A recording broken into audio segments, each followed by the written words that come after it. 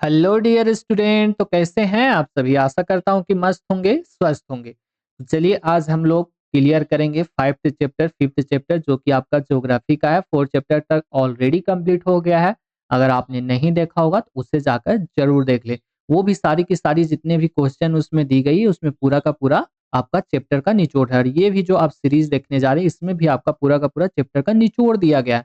इसमें आपको subjective objective question एकदम मिक्स करके दिया गया है और वैसे क्वेश्चन दिए गए हैं ना जो कि आज तक के एग्जाम में पूछ चुके हैं। और आपको ये चीज जानना चाहिए, अगर ये आप चैप्टर कंप्लीट करना चाहते हो तो आपको इन क्वेश्चंस के बारे में जानकारी होना चाहिए। अगर आप अभी से इसको जानकारी में रखते हो ना तो आपका एग्जाम के टाइम में बहुत ही कम प्रॉब्लम होगा। उस समय आपको जो दिन रात करके आदमी पढ़ता है ना वो जरूरी नहीं होगा। दो तीन सवाल तो इतना मान के चलिए इस चैप्टर से एकदम पूछता ही पूछता है।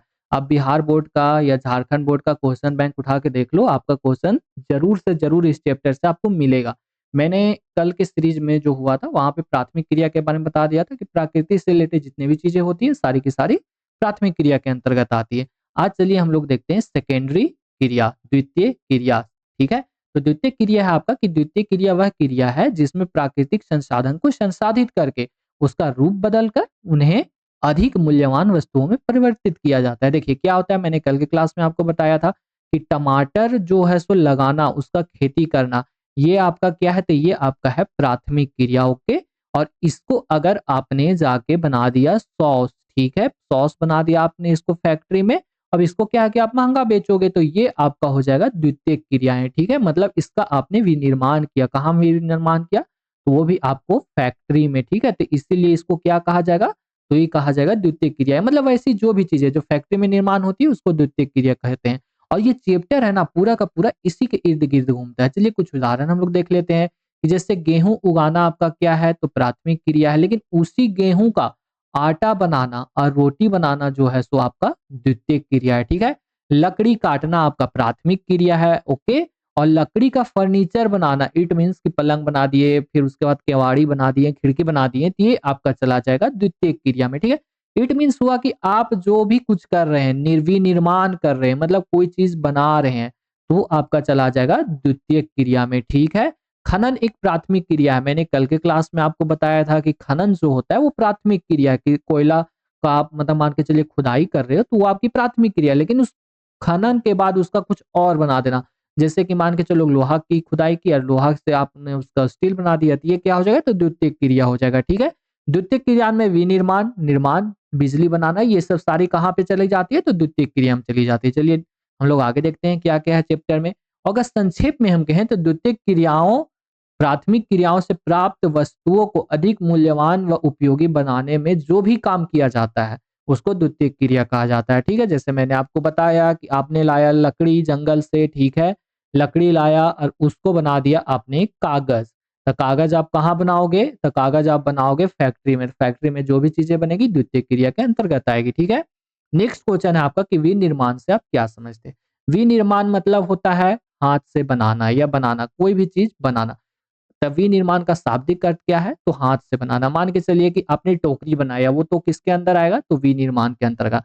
लेकिन इसमें अब यंत्रों का भी प्रयोग किया जाता है। यंत्र का प्रयोग, मान के चलिए आपने टोकरी बनाया, वो भी विनिर्माण के अंतर्गत आता है। और अगर आपने एक कार बना दी, ठीक है, आपने फैक्ट्री में एक कार बना दी, तो वो भी विनिर्माण के अंतर्गत ही आएगा। जैसे कि किसी भी वस्तु का उत्पादन करना। ओके, एक कार बनाया आपने, एक सॉस बनाया, तो किसी उत्पादन करें किसी वस्तु का, तो वो विनिर्माण होगा, हो जाएगा।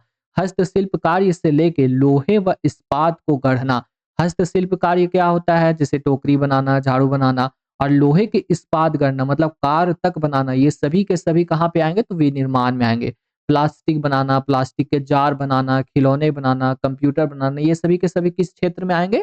तो विनिर्माण में आएंगे। ठीक है, चलिए नेक्स्ट है आपका कि एक उद्योग लगाने के लिए कौन सी स्थितियां महत्वपूर्ण है? ये बहुत ही वीवीआई क्वेश्चन, आप इतना तो मान के चलो, ये आपको पूछेगा, जिसका लॉन्ग आंसर में पूछता है। ओके, मैं इसमें इसलिए इसको डाला हूं कि आप अभी से थोड़ा थोड़ा इसके बारे में जान लोगे ना तो आपको आंसर लिखने में कोई भी प्रॉब्लम नहीं होगा, चाहे वो झारखंड बोर्ड हो या बिहार बोर्ड हो। ये एकदम क्वेश्चन पूछेगा ही पूछेगा कि एक उद्योग लगाने के लिए कौन कौन सी स्थितियां महत्वपूर्ण है। तो आप सभी को पता है कि एक उद्योग कहीं भी लगती है तो सबसे पहले देखी जाती है बाजार की उपलब्धता।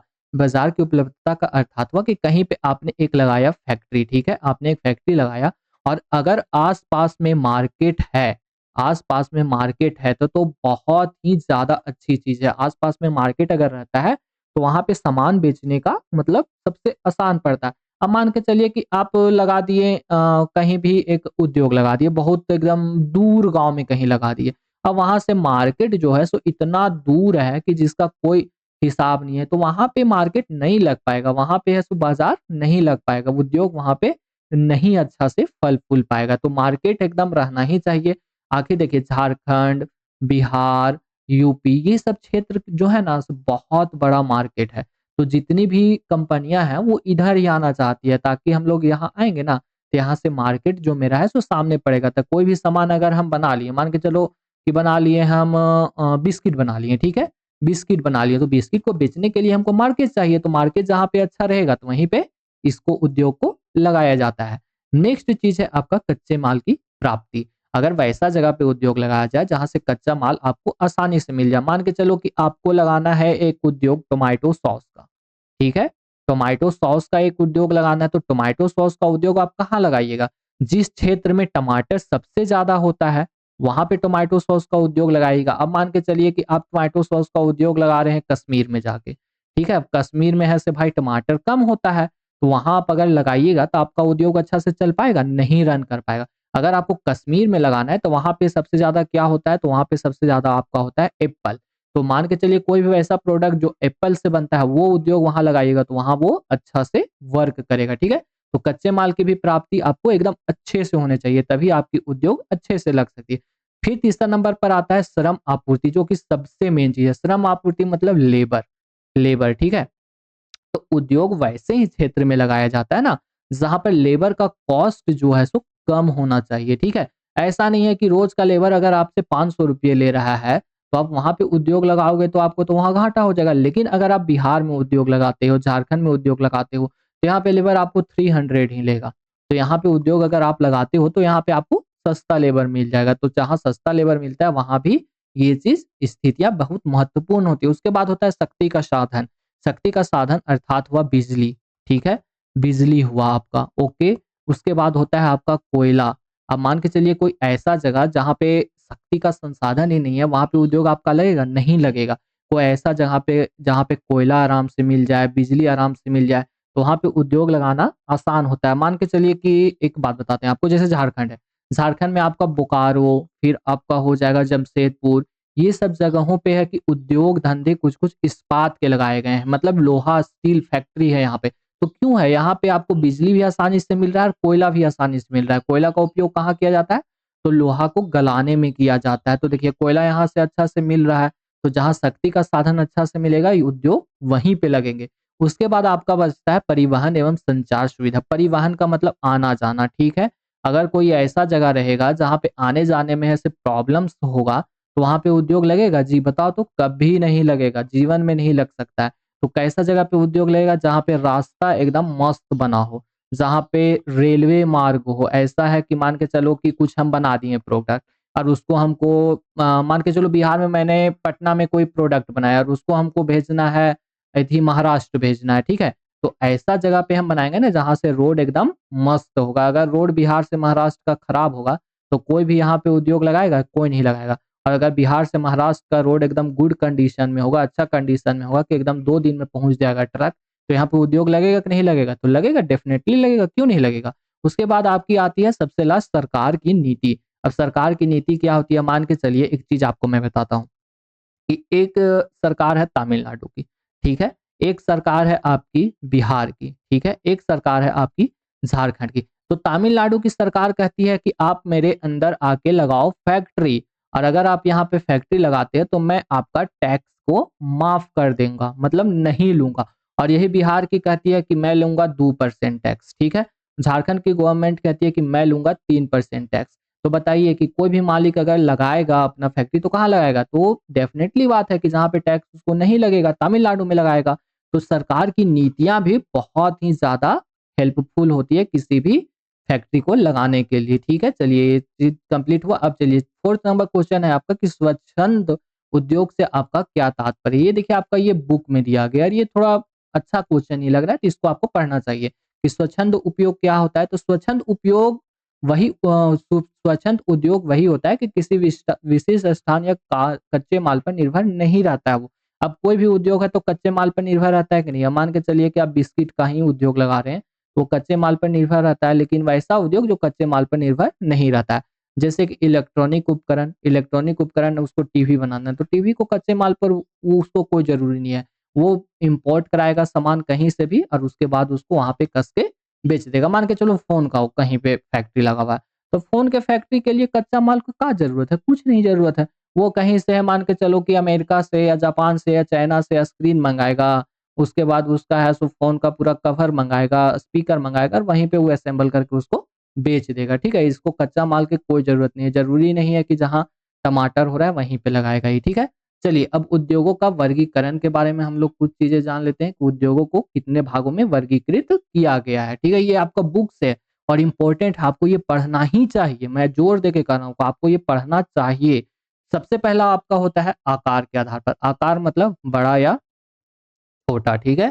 तो आकार के आधार पर आपका उद्योग होता है, सबसे पहला है कुटीर, दूसरा है छोटे पैमाने का उद्योग और तीसरा है बड़े पैमाने का उद्योग। तो थोड़ा-सा चलिए हम लोग जान लेते हैं, कुटीर उद्योग क्या होता है? कुटीर उद्योग आप घर में जो कर रहे हो, कुटीर उद्योग उसी को कहा जाता है। जैसे आप हाथ से कर रहे हो, मेनली आप यही समझ लिए कि जो उद्योग में आप हाथ से कर रहे हो, वो कुटीर उद्योग कहलाता है। जैसे टोकरी बिनना, ठीक है?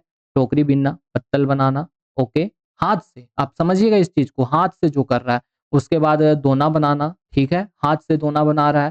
फिर झाड़ू बनाना, ये सभी के सभी कहाँ आ जाएँगे? तो कुटीर उद्योग के अंतर्गत आ जाएँगे। लेकिन वही है कि छोटे पैमाने का उद्योग क्या होता है? तो छोटे पैमाने का उद्योग इसमें है ना, मशीन आपको लगाना पड़ता है, ठीक है? छोटी-छोटी मशीनें लगेगी, हो सकता है घर में करना है या नहीं करना है या कहीं रूम एक लेके किया जाए। जैसे अगरबत्ती बनाना, अगरबत्ती आप बना रहे हो, तो ये आपका कहाँ आ जाएगा? तो छोटे पैमाने उद्योग में आ जाएगा, ठीक है? उसके बाद पत्तल, आजकल तो मशीन से भी पत्तल और दोना बन रहा है। तो ये सभी चीज़ें आपकी कहाँ पे आ जाएगी? तो वो छोटे पैमाने के उद्योग पर आ जाएगी। उसके बाद छोटा पैमाना मान के चलिए कि आप कपड़ा ही बना रहे हैं, आप बहुत सारा मशीन रखे हुए, 100-200 मशीन रखे हुए हो, 100-200 आदमी को रखे हुए हो और यहाँ पे आप ऑर्डर लेके कपड़े बना रहे हो, ये भी आपका क्या हो जाएगा? तो छोटे पैमाने का उद्योग हो जाएगा, ठीक है? बड़े पैमाने का उद्योग में आपका क्या हुआ कि बड़ी-बड़ी फैक्ट्री जिसमें मान के चलो कार बन रहा है, बस बन रहा है, साइकिल बन रहा है, तो ये सब क्या हो जाएगा? तो ये हो जाएगा बड़े पैमाने के उद्योग। जैसे हो गया आपका कि मान के चलिए कि टाटा उद्योग हो गया, ये सब कहाँ हो जाएगा? तो बड़े पैमाने का उद्योग हो जाएगा। उसके बाद आपका आता है कच्चे माल के आधार पर। देखो जैसा कच्चा माल मिलेगा वैसा उद्योग बनेगा, ठीक है? तो सबसे पहले आपका आता है कृषि आधारित उद्योग। तो मान के चलिए कि चीनी फैक्ट्री है, उसके बाद जो हम लोग सोयाबीन ऑयल भी खाते हैं, कड़वा तेल खाते हैं, सरसों तेल खाते हैं, ये सभी जो भी है सूती वस्त्र, कॉफ़ी, चाय, ये सब जितने भी उद्योग हैं वो सभी कृषि पर आधारित हैं। अगर मान के चलिए कि गन्ने की कृषि नहीं होती है तो चीनी का उद्योग चलेगा? नहीं चलेगा। अगर मान के चलो सूरजमुखी या सरसों का खेती नहीं होता है तो वनस्पति उद्योग चलेगा? नहीं चलेगा। अगर कॉटन कपास नहीं होता है तो सूती उद्योग चलेगा? नहीं चलेगा। अगर कॉफ़ी नहीं होती है तो कॉफ़ी उद्योग चलेगा? नहीं चलेगा। तो ये सब सारी उद्योग किस पे आधारित है? तो कृषि पे आधारित है, ठीक है? उसके बाद चलिए आगे आगे आता है आपका कि खनिज पर आधारित उपयोग। खनिज जो हम लोग खनन के द्वारा प्राप्त करते हैं उसे खनिज कहते हैं। तो खनिज पर आधारित उद्योग कौन है? तो सबसे पहले जान लीजिए कि लोहा, एल्युमिनियम, पीतल ये सब क्या है? खनिज पर आधारित है, कि अगर खनन होगा तभी ये सब उद्योग आगे बढ़ेंगे। उसमें भी आपका धात्विक और अधात्विक, धात्विक आप लोग जानते हैं मेटल में क्या-क्या आता है, लोहा, एल्युमिनियम, पीतल ये सब मेटल है।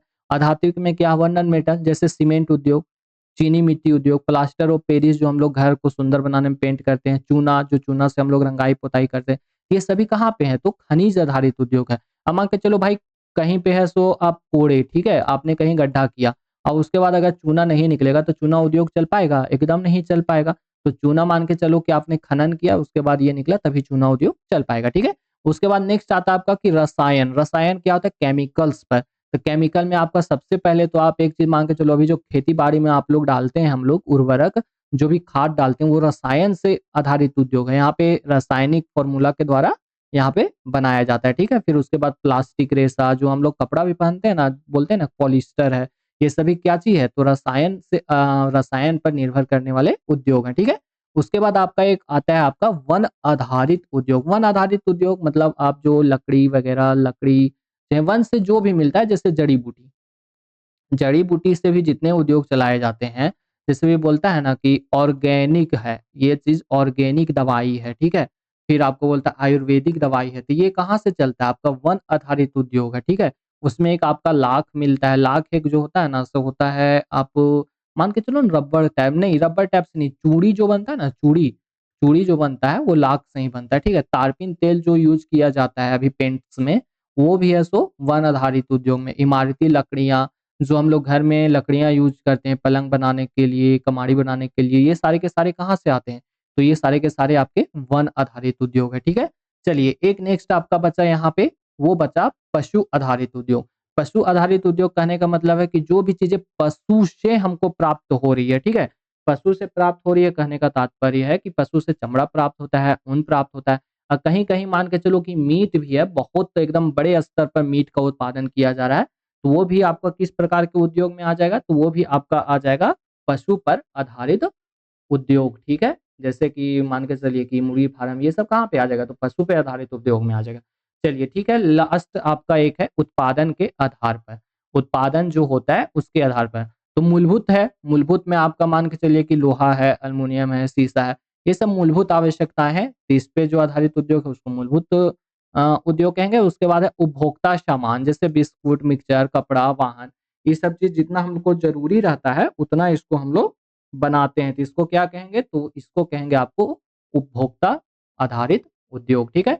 फिर आपका आता है स्वामित्व के आधार पर, ये है मेन क्वेश्चन, यहाँ से आपको क्वेश्चन एकदम डेफिनेटली आपको पूछेगा ही पूछेगा। आप ये एकदम मान के चलो कि स्वामित्व के आधार पर कौन-कौन से उद्योग होते हैं और उसको क्या-क्या कहा जाता है। जैसे आपका सबसे पहले आता है सार्वजनिक क्षेत्र का उद्योग, ठीक है? सार्वजनिक क्षेत्र का उद्योग मतलब क्या हुआ? तो सार्वजनिक क्षेत्र के उद्योग में जैसे आपका आ गया एलआईसी, ठीक है? एलआईसी हो गया, उसके बाद आपका हो गया एनटीपीसी, ये सभी के सभी क्या है पता है? ये सभी के सभी आपका सार्वजनिक क्षेत्र का उद्योग है। इसमें क्या है कि सरकार का भी स्वामित्व है, ठीक है? सरकार का स्वामित्व है, ओके? तो ये आपका सभी का सभी सार्वजनिक उद्योग में चल जाएगा। जिसमें सरकार का स्वामित्व है वो सार्वजनिक उद्योग में चला जाएगा, ठीक है? और निजी क्षेत्र के उद्योग में कौन जाएगा? जैसे आपका आ गया टाटा, ठीक है? टाटा स्टील, ये सभी है सो निजी क्षेत्र है, कोई एक सॉस का कंपनी है, ओके? ये सभी के सभी निजी क्षेत्र है, जैसे आपका ब्रिटानिया बिस्किट का कंपनी, ये सभी के सभी आपका क्या है? तो निजी क्षेत्र है, मतलब इसका मालिक कोई एक आदमी है, ठीक है? जैसे रिलायंस, रिलायंस भी है सो आपका निजी क्षेत्र है, ठीक है? उसके बाद आपका आता है संयुक्त क्षेत्र। संयुक्त क्षेत्र में आप किसको-किसको कह सकते हैं? इसमें आप मान सकते हैं ना कि एक निजी व्यक्ति भी मालिक है और प्लस में इसमें सरकार का भी होल्डिंग है, ठीक है? इसको बोला जाता है पीयूसी, ठीक है? इसमें सरकार का भी आपका होल्डिंग रहता है।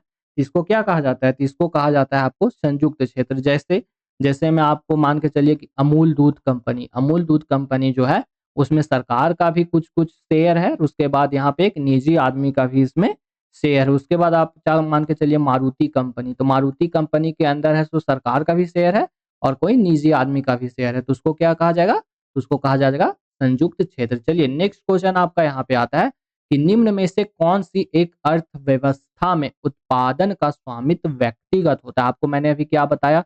व्यक्तिगत मतलब कोई एक पर्सन है, ठीक है? एक पर्सन है या मतलब एक ही पर्सन है, व्यक्तिगत उसका है, तो वो आपका हो जाएगा पूंजीवादी, ठीक है? मिश्रित में आपका क्या आ जाएगा? तो मिश्रित में एक नहीं, एक से बहुत ज़्यादा हो जाएँगे। समाजवाद में क्या हो जाएगा? तो समाजवाद में वही रहता है ना कि जिसमें सिर्फ़ और सिर्फ़ सरकार का स्वामित्व रहता है, ठीक है? तो इसमें आंसर आपका क्या होगा? तो पूंजीवाद। पूंजीवाद के अंतर्गत मान के चलिए कि पूंजीवाद के अंतर्गत जो भी स्वामित्व होगा वो व्यक्तिगत होगा, ओके? क्योंकि उस भाई उसको पैसा कमाना है ना। 6 नंबर क्वेश्चन है आपका कि निम्न में से कौन-सा एक प्रकार का उद्योग अन्य उद्योग के लिए कच्चे माल का उत्पादन करता है? यहाँ पे आपको पूछ रहा है कि एक मान के चलिए एक उद्योग है, ये उद्योग है आपका लोहा का उद्योग, ठीक है? यहाँ पे आपको लोहा से नहीं गाड़ी उद्योग है, ऐसे नहीं मानिए। ऐसे मान के चलिए ये एक कार फैक्ट्री है, ठीक है? कार फैक्ट्री है। अब इसको क्या है कि कच्चा माल का इसको ज़रूरत है, तो ये कच्चा माल जो कौन बना के देगा? तो वो है आपका आधारभूत उद्योग। आधारभूत उद्योग क्या करेगा? लोहा बना के देगा आपको, ठीक है? लोहा गला-वला के देगा और इसको है सो आपको भेज देगा कार फैक्ट्री में। यही लोहा जो गला ना इससे क्या बना? तो कार बना। तो इसका आंसर क्या होगा? तो इसका आंसर आपका हुआ आधारभूत उद्योग, ठीक है? 7 नंबर क्वेश्चन है कुटीर उद्योग के किन्हीं 3 विशेषताओं का उल्लेख करें। कुटीर उद्योग अभी मैंने आपको बताया और ये क्वेश्चन पूछा भी हुआ है। अभी मैंने आपको बताया कि जो घर पे रह के काम किया जाता है उसको कुटीर उद्योग कहते हैं, ठीक है? कुटीर उद्योग परिवारों के सदस्यों के सहयोग से चलाया जाता है, इसमें अदर आदमी का उतना जरूरत नहीं पड़ता है। 4 परिवार है, चारों मिलके चला लेंगे। जैसे अगरबत्ती ही आपको बनाना है तो आराम से घर पे बैठ के आदमी लोग बना लेता है। टोकरी बनाना है, फिर आपको सूप बनाना है तो ये सब घर पे बना लेता है, ठीक है। कुटीर उद्योग में मानव के हाथों का प्रयोग होता है, इसमें मैक्सिमम हाथ से बनाया जाता है। मशीनों का प्रयोग कर नहीं होता है। मशीन का प्रयोग मतलब छोटा उद्योग, ठीक है। कुटीर उद्योग में तैयार माल के लिए बाजार स्थानीय होता है। कुटीर माल उद्योग में मान के चलो कि टोकरी बनाया, तो टोकरी तो भाई अब बनाया है बिहार में तो जाके महाराष्ट्र में तो बेचेगा नहीं, वो स्थानीय बाजार होती है। छठ पूजा आती है तो वहां पे टोकरी बनता है तो वो कहाँ सूप बनता है तो सारे के सारे स्थानीय बाजार में बिकते हैं। निम्न में से कौन उद्योग को प्रभावित करने वाले भौगोलिक कारण, भौगोलिक कारण मतलब क्या होता है, क्या क्या उसको जरूरत पड़ता है। जैसे जलवायु भी है, कच्चा माल है और ऊर्जा के स्रोत है, मतलब इसका आंसर हुआ निम्न में से सभी। अब ऊपर में आपको बताया था ना मैंने कि क्या क्या उसको जैसे जलवायु, अगर जलवायु अनुकूल नहीं रहेगा, अच्छा जलवायु नहीं होगा तो वहां पे उद्योग लग पाएगा बाबू, एकदम नहीं लग पाएगा।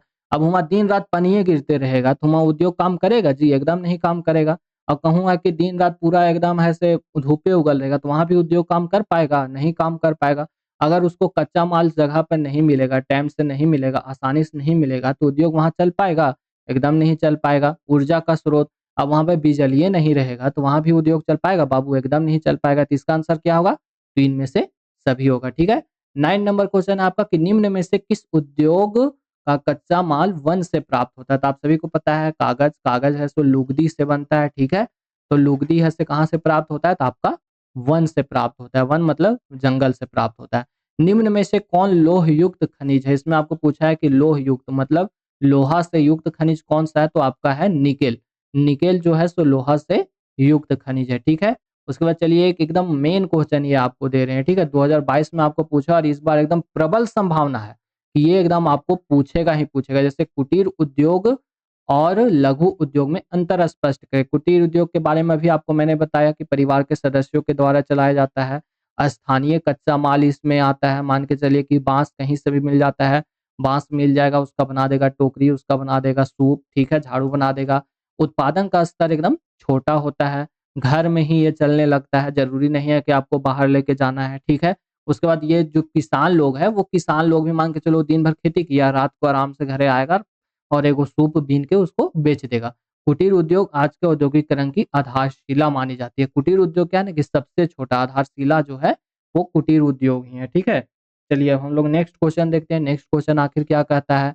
नेक्स्ट है कि आपका रस्सी बनाना, टोकरी बनाना, ऊन बनाना, ये सब सारे के सारे कहाँ पे आ गए, तो कुटीर उद्योग के अंतर्गत आ गए, ठीक है। नेक्स्ट है आपका कि लघु उद्योग किसे कहते हैं। तो लघु उद्योग में श्रमिकों की सहायता होती है। देखिए सुनने में एक जैसा लग रहा है, लेकिन लघु का मतलब हुआ छोटा और कुटीर का मतलब हुआ घर में। जैसे आप एक शब्द सुने होंगे कुटिया, कुटिया ये शब्द क्या है, कुटिया मतलब होता है घर, तो उसी से निकला है आपका कुटीर उद्योग, ठीक है। छोटा उद्योग का मतलब क्या हुआ, लघु उद्योग, इट मीन्स छोटा उद्योग। तो इसमें श्रमिक का जरूरी पड़ता है। मान के चलिए छोटा उद्योग में एक पत्तल का फैक्ट्री ही डाले हैं, ठीक है, जो मशीन से आजकल पत्तल बनता है ना वो फैक्ट्री ही डाले, तो इसमें आपको तो एक दो आदमी तो लगेगा ही लगेगा, तो ये क्या हो गया, तो लघु उद्योग हो गया। व्यापारिक का माध्यम होता है ये, इसमें उत्पादों को व्यापारिक के माध्यम से बेचा बाजार में बेचा जाता है। अब पत्तल आप ऐसे लेके अपने जाके बैठ के तो बेचिएगा नहीं, आप किसी न किसी व्यापारी को दे दीजिएगा, किसी दुकान को दे दीजिएगा, ठीक है। छोटी छोटी चलित मशीनें होती है, इसमें छोटा छोटा मतलब मशीन लगाया जाता है, ठीक है। ये सब सारी चीजें हैं। जैसे क्या हो जाएगा आपका, जैसे हो जाएगा कपड़ा बनाना, कागज का सामान बनाना, मिट्टी के बर्तन बनाना, खिलौना बनाना, बिजली का सामान बनाना, ये सब कहाँ चला जाएगा, तो ये सब आपका आ जाएगा लघु उद्योग में, ठीक है। 12 नंबर क्वेश्चन है कि चॉकलेट में कौन सा पदार्थ उपयोग होता है। तो चॉकलेट में आपका जो पदार्थ उपयोग होता है उसे कहा जाता है कोको। क्या कहा जाता है, कोको कहा जाता है। कोको चॉकलेट में ही यूज होता है। मैनचेस्टर किस लिए प्रसिद्ध है, आपको पता है मैनचेस्टर, मैनचेस्टर जो है ना सूती वस्त्र के लिए प्रसिद्ध है, ठीक है। भारत का मैनचेस्टर किसे कहा जाता है, तो भारत का मैनचेस्टर आपका अहमदाबाद को कहा जाता है। क्यों कहा जाता है पता है, जो भी क्षेत्र है ना सो सूती वस्त्र के उत्पादन के लिए प्रमुख होता है ना उसको मैनचेस्टर कहा जाता है। जैसे इंग्लैंड भी एक मैनचेस्टर है, ठीक है। बर्मिंघम किस प्रकार के उद्योग के लिए प्रसिद्ध है, तो आपका बर्मिंघम जो है सो लोहा इस्पात उद्योग के लिए, और ये कहाँ पे है, तो ये है आपका इंग्लैंड में, ओके।